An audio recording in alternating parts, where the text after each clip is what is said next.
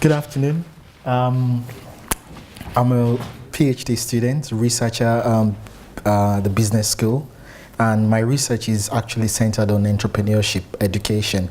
The impact of entrepreneurship education on developing entrepreneurial graduates in Nigerian and British higher education institutions is a comparative study of both countries, looking at what impacts entrepreneurship education is having on students while in the university and gauging their opinion on this, which ties back to my aim really.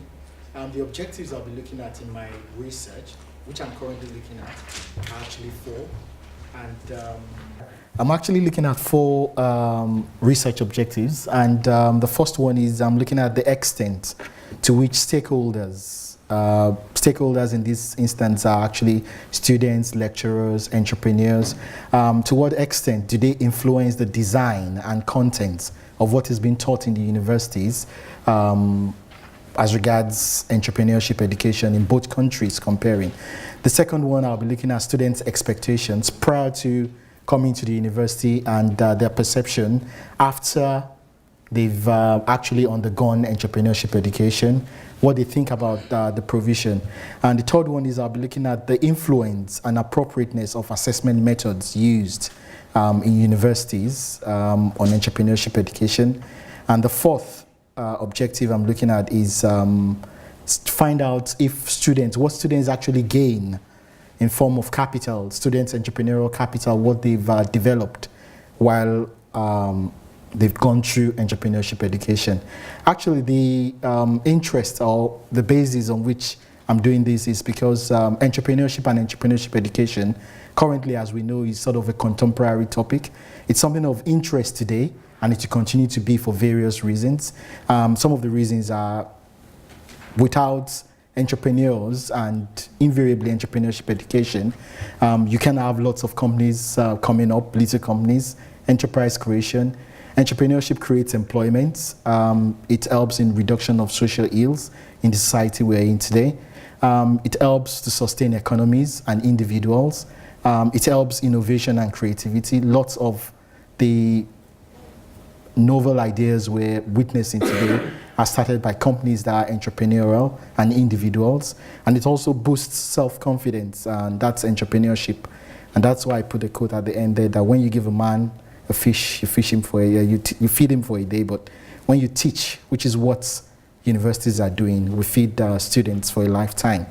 For my research, I've approached it by, I have a set topic or a set definition for entrepreneurship and entrepreneurship education.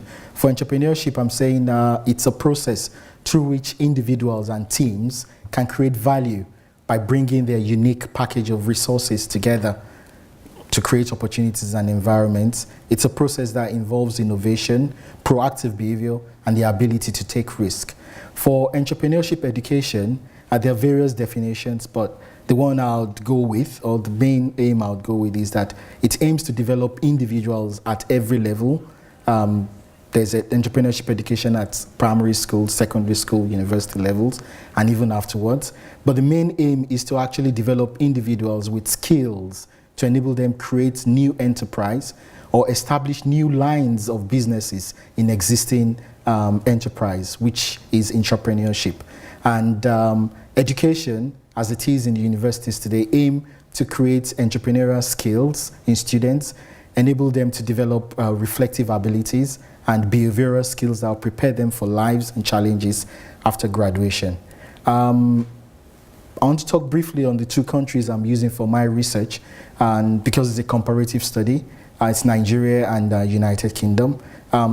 Nigeria, we have a population of about 155 million people, and contrast to the United Kingdom, about 63.7 million. Nigeria, we've got 129 universities, here we've about 132. And when you look at employment, unemployment in Nigeria is about 23.9%, but the youth unemployment is at over 50%. And that's in comparison to the UK, where unemployment's active group, 7.8%. The Nigerian government have recently, 2006, directed all universities to make entrepreneurship education compulsory, and hence it's been taught in every university because the government is trying to address the issue of unemployment.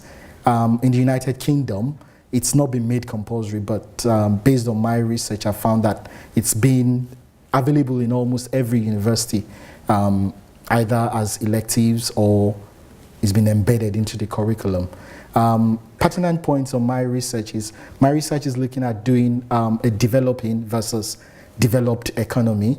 Nigeria developing, the UK developed, and it's a comparative study. I'm approaching this via a case study. My research is looking at 3 universities in Nigeria, 3 universities in the UK. I've been able to find matching universities for my cases, and I have collected my data. I could revisit those again. And the theories that will mainly drive my research are actually the stakeholders theory, which talks about individuals, as you can see the definition there, and the theory of self-efficacy, which is self-confidence, and which students would develop through learning. My research methodology, as I've mentioned, is qualitative, and I'm approaching it via case study. And the essence, I actually looked at various options, but to enable me achieve my research objectives, this is the best method for me to use. And the essence of it all is that it allows me to carry out rich data. It enables me to get rich data, which I've been able to get from most of those I've interviewed already. And I'm conducting lots of interviews currently. Prior to collecting my data, I did conduct a pilot study. And the essence of the pilot study was to enable me fine-tune my questionnaires and conduct interviews. I've obtained feedbacks, and I'm